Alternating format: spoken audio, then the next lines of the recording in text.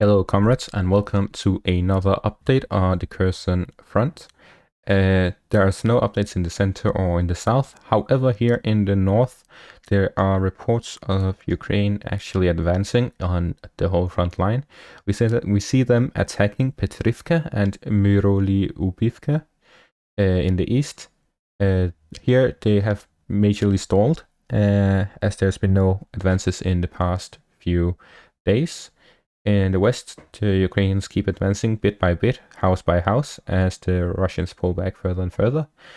And there's reports that the Russians pulled back further from the north to avoid encirclement in the villages themselves. They have lost about half of Olhyne and half of Vysokopilia, where the Ukrainians have actually planted a flag here around the city, the village center.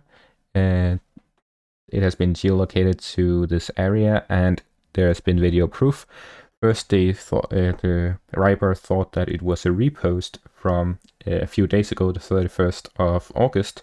However, they saw that it was a replant. Like they took this area to the 31st of August, then they were pushed back by the Russians, and now they retook the area again, and they found out that it is not a repost, but they retook it.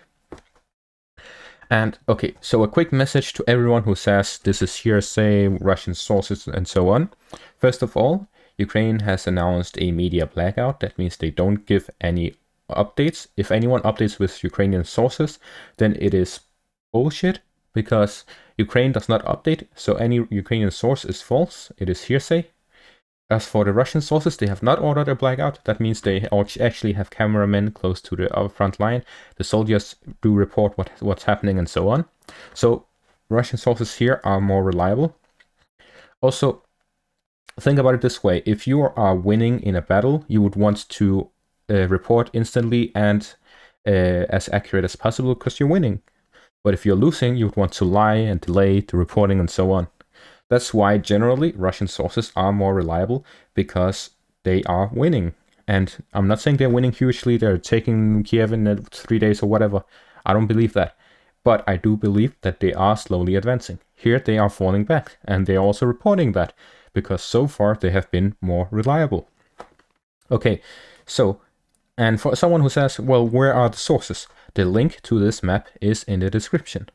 For example, here I have updated on Vysokopilia. I have this here with link to the source, and then you can read it. There is in Russian, but you can use Google Translate or whatever you want to translate. You can also translate the image, and you can see what is happening.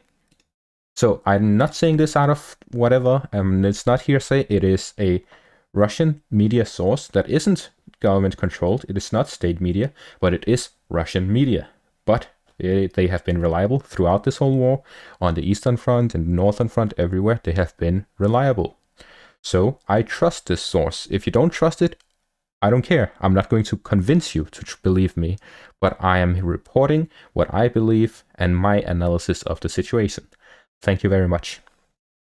Okay, so this has happened. I'm not pro-Russian, pro-again, whatever. I am a reporter. I report what happens. This has happened today. Thank you very much for watching, and have a great day. Goodbye.